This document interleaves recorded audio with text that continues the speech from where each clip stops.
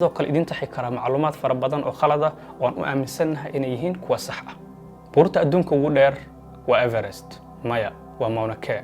cirifkeedu salka badda wuxuu ka sarreeyaa 10203 mitir, laakiinse 6000 oo mitir oo buurta ka mid ah oo badda ka hooseysa awgeed ayaa ka dhigaysa mid u muuqata mid gaaban. dhanka kale Everest waxaan oran karnaa waa buurta ugu cirifka dhow cirka maadaama laga dheer yahay. haddaba oraahda ah dherer ama joog mar labaad ka fakar.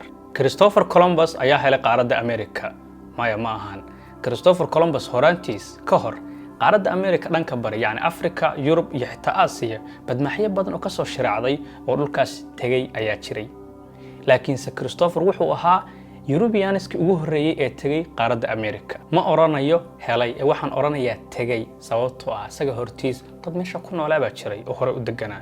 meel dad ku noolaayeen sidee u soo heli kartaa waa tagi kartaa oo kaliya.